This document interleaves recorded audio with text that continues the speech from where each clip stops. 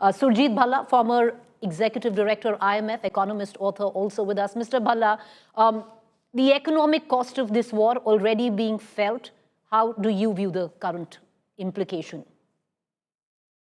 Well, the first implication about this war is that it is very, very different than almost any other Arab-Israeli war. All the Arab states are with the US. This has not been seen ever before. These Arab states supply most of the oil. So, as Siddharth said, there is a problem of transportation of oil, but not a problem of production, which has plagued every previous oil crisis. So I think we have to look at how long this crisis will last. Um, Most estimates, well, let's not say most estimates, it's very hard to predict. So one should allow a lot of leeway in the prediction. But I think it's very difficult to think that this will last beyond a month. So we've already done, 10 days or so of the oil crisis, of the war crisis. Then the other issue is about inflation, which is the first, then there's growth. But the very first economic item to be hit is inflation. The world has never before been in such a good inflation situation, including in India. So basically, we all thought that after the tariff war that President Trump had unleashed, that prices would go up. And actually, most countries this year, prior to the war in Iran, have had a lower inflation than last year. And already inflation is at a mega low level. And I happen to think that regardless of how long the war will last, that inflation is not coming back. So think back. Every crisis, oil crisis in the world, has led to deep output declines and large inflation shocks.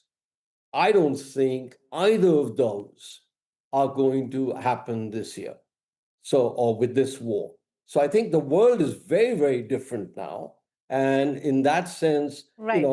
with Mr. Bhalla, Siddharth, are you saying that, somewhat optimistic picture. at the cost of coming in, are you suggesting that we are overestimating the economic implications or the economic cost of this war? Yes, you can say overestimating or we are fearful or both. But I don't subscribe as a realist prediction that it is good to be shocked and it's good to plan for any exigency.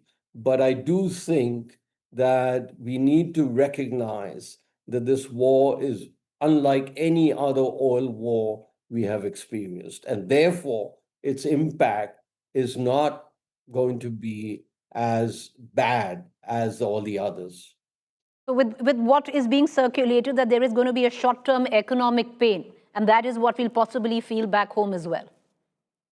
Yeah, and even the short term, productivity has gone up in the world, trade has gone up in the world. We face the tariff shocks, and it surprised everybody. So, the world has changed, and I, hate to say that I'm optimistic about the economic consequences, but I do think that we need not be as fearful about the economic impact as some of the estimates suggest.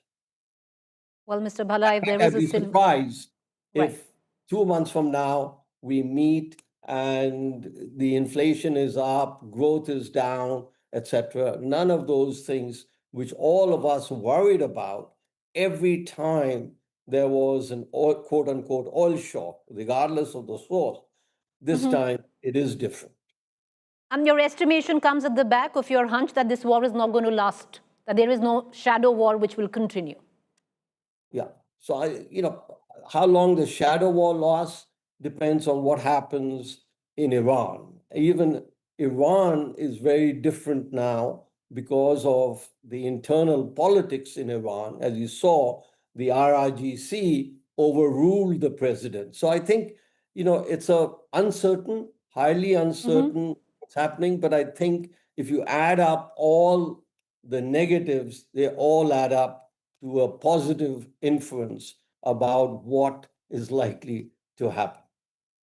All right, Mr. Bhalla, if back home there is a possible silver lining to this conflict, you've just outlined that. Thank you for joining us with your perspective.